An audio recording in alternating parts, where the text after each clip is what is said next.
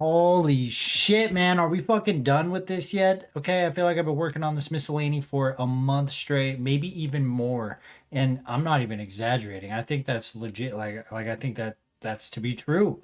I'm fucking we're finishing it today, part 6. Holy shit. They're each like 40-minute videos. This is fucking absurd, okay? But I think we have just 3 videos left, technically 2 cuz I've already seen Yaimiko's, but we will rewatch it for the sake of content and this video. Starting off with Goro, the dog boy, drinks from a bowl of water. Let's see what happens. In the vast and mysterious world of Teyvat, there are as many ways of life as there are people. Some heed the call of duty, others the call of freedom. Some follow their beliefs, others their talents. A few trust their instincts and rise to shoulder great responsibility, a prime example being General Goro of Watatsumi Island.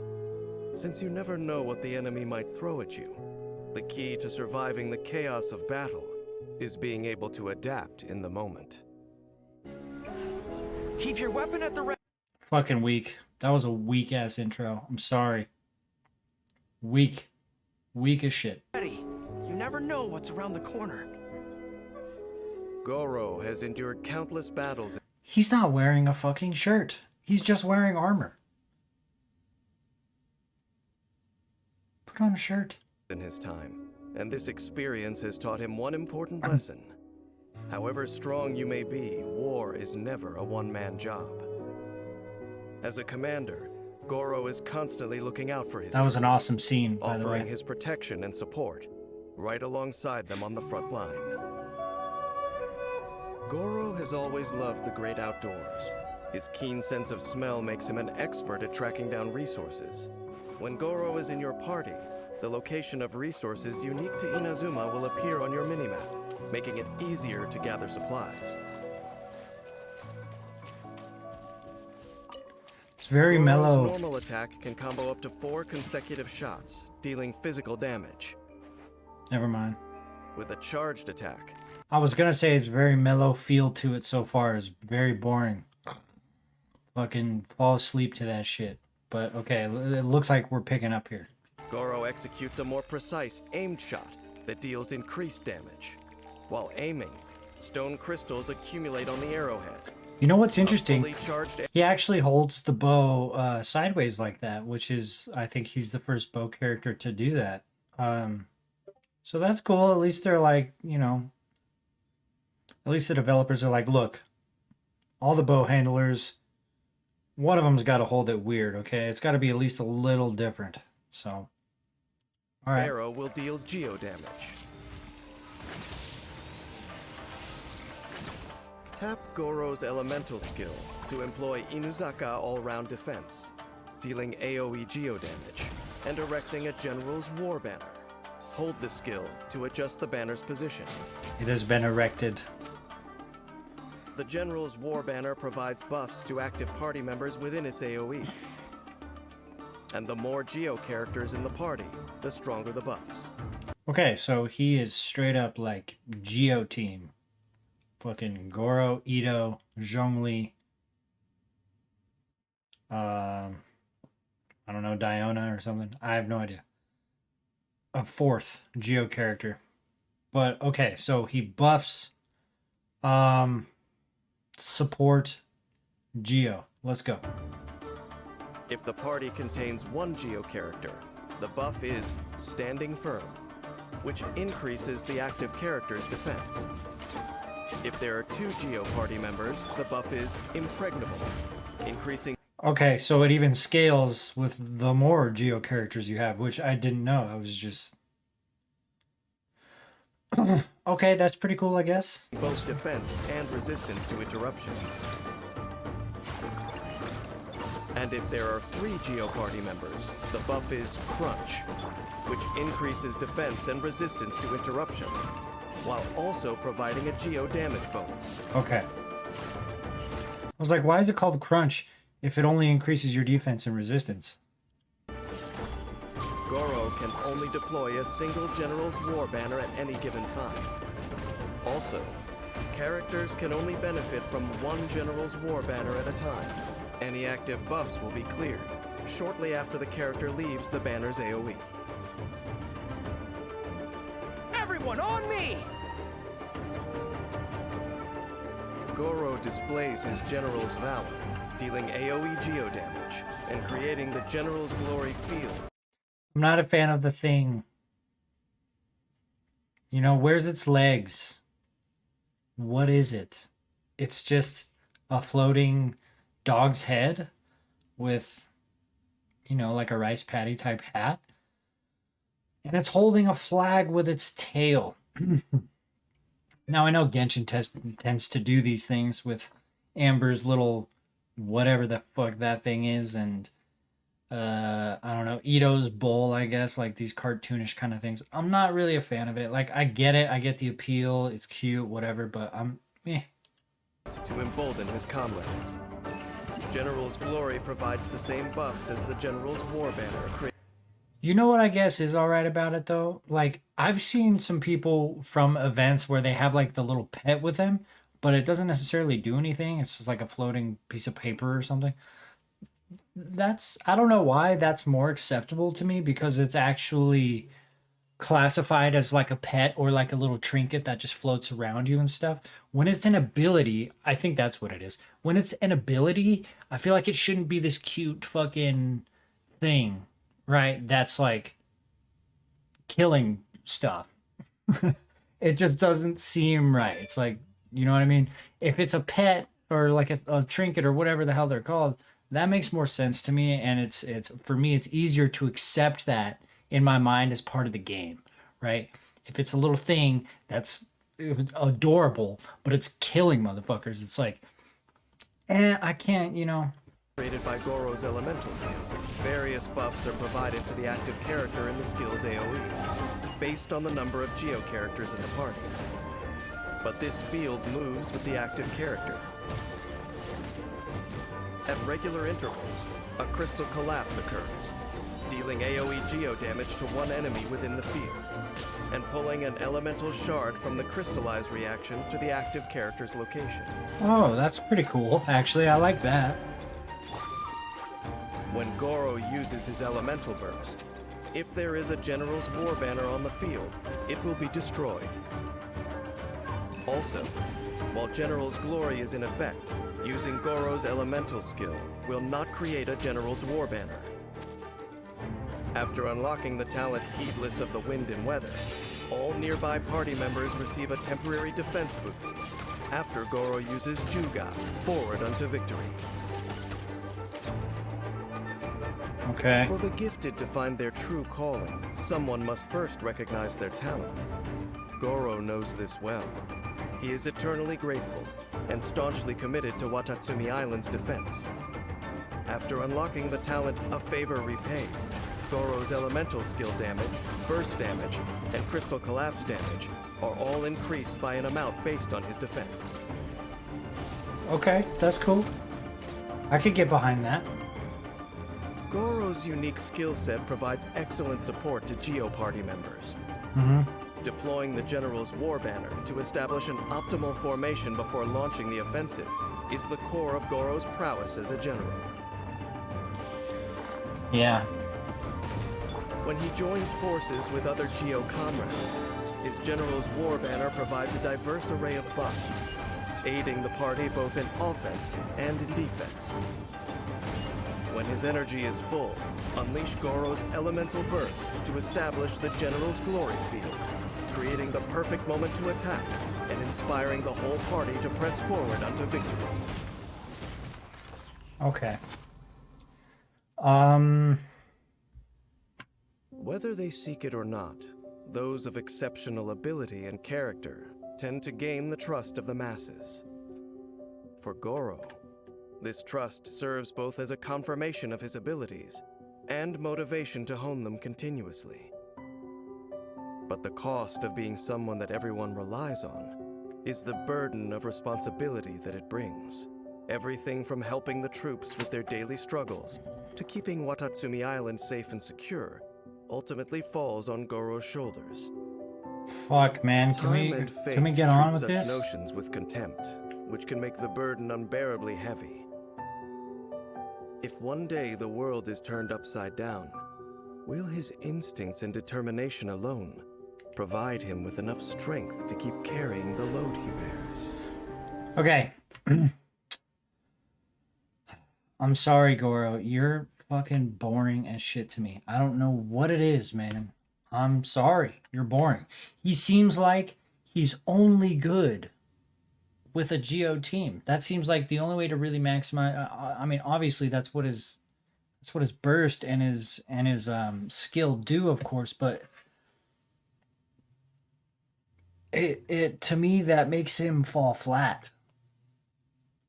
Like it very just kind of. I'm sorry. I'm sorry. I'm gonna get hate for that, but okay. Next up is Shinha.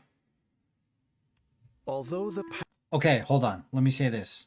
Okay, he's like again. If you're running a Geo team, of course you got to run him for I guess if you're trying to meta out. I don't know if he qualifies as meta, but I'm sure in a Geo team, he's rather valuable and probably useful. But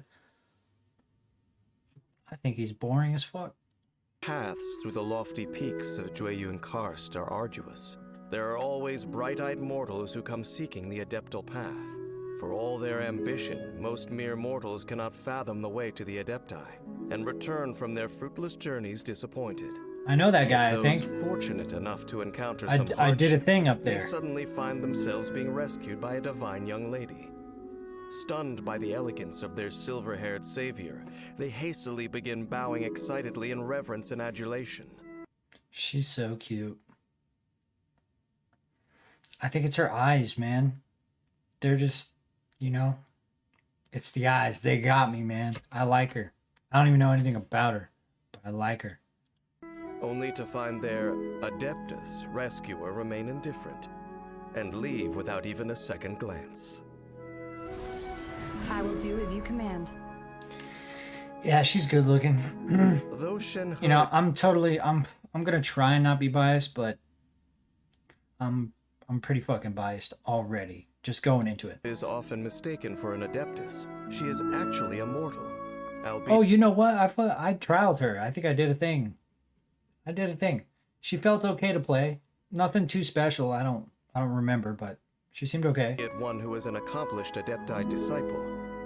Being naturally gifted, and having learned polearm combat and various adeptal arts from her masters, exorcising evil spirits is a mere trifle to her. What's with I make jokes about this in my stream, but what's with the bib? Fucking Cujo Sarah wears one too. It must be culturally accurate, right? Somebody please let me know down in the comments down below. It must be a cultural thing. Please Her let me know. master's tutelage, Shen He trained diligently, producing impressive results. When Shen He is dispatched on a 20-hour expedition in Liyue, I don't like Shin He. I like Shin Ha. she will obtain increased rewards.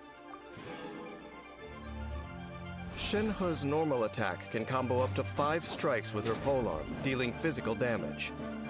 Shen He's charged attack consumes a set amount of stamina to lunge forward, dealing damage to enemies in her path. Yeah, I remember that.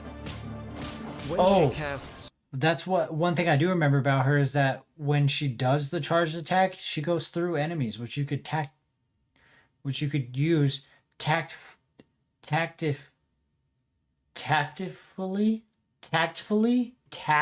Yeah! You could use them to your advantage to get around enemies and be cool. Spring Spirit Summoning, Shen He grants all nearby party members the Icy Quill effect, and deals cryo damage in different ways based on whether the skill is tapped or held. When tapped, Shen He will rush forward with a Talisman Spirit, dealing cryo damage to enemies along her path. When held, Shen He commands the Talisman Spirit to deal AoE cryo damage to surrounding enemies. When party members are affected by Icy Quill, normal, charged, and plunging attacks, elemental skills, and elemental bursts that deal cryo damage to enemies, deal increased damage based on Shenhe's current attack. The Icy Quill's effect will be cleared once its duration ends, or after being triggered a certain number of times. When the skill is held rather than tapped, the effect lasts longer and can be triggered more times. When a party member with the Icy Quill effect deals an instance of cryo damage to multiple enemies, the effect is triggered multiple times, according to the number of enemies hit. The number Nice. of times Icy Quill's effect is triggered is calculated separately for each party member.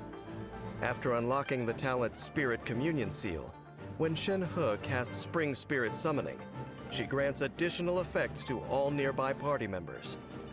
Tapping the skill increases their elemental skill and elemental burst damage, while holding the skill increases their normal, charged, and plunging attack damage. Cryo Incarnate! Shenhe unleashes Okay. I'm really gonna try my best not to be biased here. So she seems just like fucking Goro. In the sense that she's meant for a cryo team. Right? Which is kind of... It's a little boring, right? I think it is a little better in the sense that, like, she increases charged and plunged attack damage, and depending on how you use her elemental skill, there's some variety there, which gives it a little depth to me. But for the most part, I just kind of like looking at her, you know, appropriately. is the power of the Talisman Spirit, allowing it to roam free, dealing AoE cryo damage.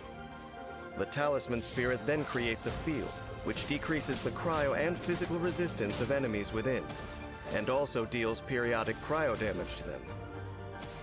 After unlocking the talent Deific Embrace, an active character within the AoE of Divine Maiden's Deliverance will gain a cryo damage bonus. Okay. That's cool. So it allows for at least one or two characters to not necessarily be cryoed, but I mean, yeah, you know, okay. Shenhe is fated to bear the curse of calamity. As cautioned by the Adepti, she is careful to avoid harming the innocent. But as for those with malicious intent, she is only too happy to put them in their place by giving them a taste of the Adepti arts. Shenhe's Spring Spirit Summoning is the core of her skill set, offering support to other cryo party members with the Icy Quill effect. In battle, proficient use of her elemental skills tap and hold effects allows Shenhe to shine by enhancing the party's attack capabilities. When energy is full, Shenhe unleashes her elemental burst, decreasing enemies' cryo and physical resistance, and creating the opportune moment to defeat the weakened enemies. Yeah, I don't know. I think Ayaka is cooler. I think she's cooler. Shinha is just nice to look at. Liyue Harbor is known as a bustling melting pot of a city, ready to welcome any and every lonely figure. But if Shenhe truly wishes to rejoin human society, there is much she will have to learn. Even I myself do not relish the solitary life I lead. When others are fortunate enough to meet a companion for their journey, I sincerely wish them the very best. After all, to this day, I hold that people should be authors of their own fate, both the crane ready to make peace with the past, and the beast with a grudge to bear, have the freedom to make their journey home. Yeah.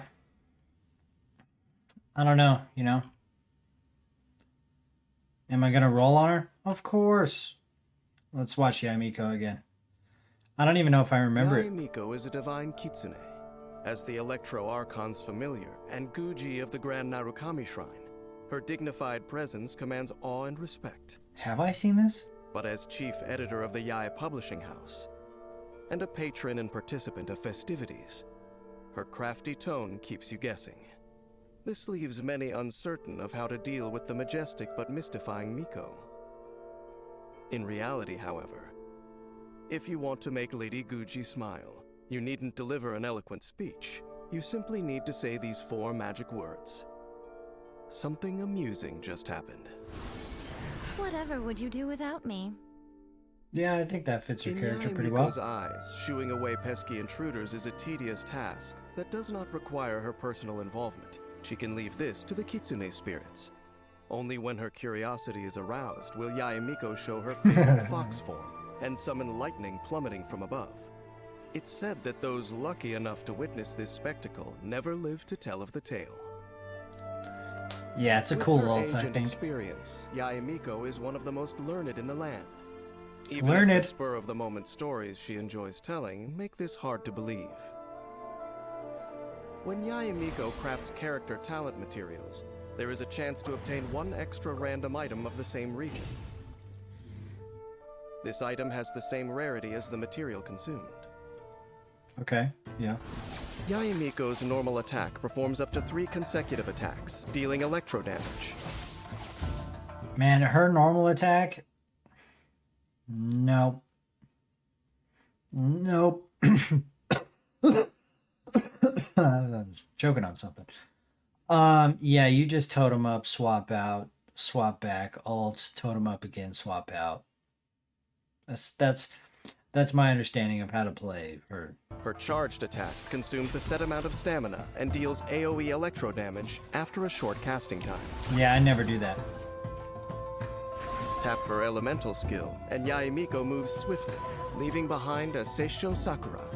While on the field, it periodically strikes one nearby enemy with lightning, dealing electro damage. This skill has 3 charges, and a maximum of 3 Seisho Sakura can exist at one time. If another Seisho Sakura is nearby, its level is increased, meaning its lightning strikes deal more damage. Initially, Seisho Sakura are created at level 1, and the maximum level is 3. By strategically spacing the Seisho Sakura, Yae Miko can quickly create an ideal formation to increase their damage level, and put her enemy in a difficult position. When the Guji of the shrine recites a blessing, thunder roars in response. After unlocking the talent Enlightened Blessing, Seisho Sakura damage is increased, based on Yae Miko's elemental mastery. I'm always watching. When Yae Miko unleashes her elemental burst, she summons a lightning strike, dealing AoE electro damage. When cast, Yae Miko unseals nearby Seisho Sakura, destroying their outer forms, and transforming them into Tenko Thunderbolts, dealing further AoE electro damage. For each Seisho Sakura destroyed in this way, 1 Tenko Thunderbolt strikes down. Yep. After unlocking the talent, the Shrine's Sacred Shade, when Yae Miko casts her elemental burst, each Seisho Sakura destroyed resets the cooldown for 1 charge of her elemental skill. Don't let Yae Miko's graceful outward appearance fool you into thinking she is gracious in temperament, for that would be a fatal error. During battle, Yae Miko does not think twice before unleashing Seisho Sakura. She ensnares the enemy in a perilous position, dealing damage and creating opportunities for teammates to attack. When energy is full, Yae Miko unleashes her elemental burst, unsealing nearby Seisho Sakura, and summoning Tenko Thunderbolts to make sure these tiresome foes disappear for good. In storytelling skill, the writers of the You know, okay, I have to point it out because I don't want to necessarily contradict myself. She synergizes with electro characters as well, right? For the electro resonance, just like Shinha and Goro do with their own corresponding elements. Now, I said that with the past 2 characters, that made them boring. However, I don't necessarily feel that way with Yae Miko. And maybe it's because, it seemed like with Goro, to get the most out of him, you gotta have a full Geo team. Like, max Geo team. No other elements. With Shinha, it seems like you could probably get away with 2 cryo characters and then some other elements. And with Yae Miko, it seems the same. You could at least run some, 2 other elements. And maybe I don't think Yae Miko is necessarily boring because I've played through the recent Archon quests with her and the Raiden Shogun and things like this. So I feel like I know her character a little bit more. Whereas Goro was kind of like, I just did that war thing that happened really briefly. I haven't played his story quest, and Shinha is like, you know, talks like Sheldon, very robotic and analytical, like kind of. So she like that personality is kind of boring, but kind of humorous in a way, I guess. Uh, so I don't necessarily feel bored with Yaimiko, and I think that's why I at least just wanted to point that out, so I'm not, you know, just sounding like an asshole. Yaya Publishing House are my superior. When I get talking, I tend to speak of true historical events.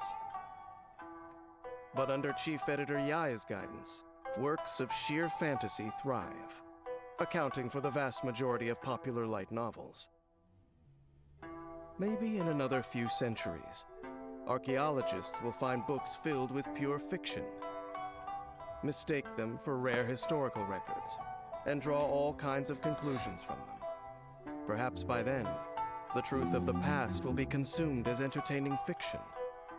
Its only purpose to meet people's need for novelty. Save Sound for the familiar? sneering of the kitsune, all that will remain is the despairing sighs of the long forgotten. Oh, fuck. You know what? I'm just glad to be done with the miscellanies, man, because they were like, look how many there are, and they're so long. God damn, I can move on to other better stuff, man. Story quest incoming. Let's fucking go. Okay, if you liked this video, okay, first of all, head on over to my Twitch. Give me a follow. I'm going to stream over there, I believe on, I don't know, once a week, maybe on Thursday. And then Friday, I will stream here on YouTube. And this is to figure out where I want to stream, on what platform that I would like to stream. Also, join our Discord. It will be in the link down below. Join over there, participate, and potentially enter in some giveaways to win. And then smash that subscribe button, turn on the notification bell, and I will see you guys in the next video.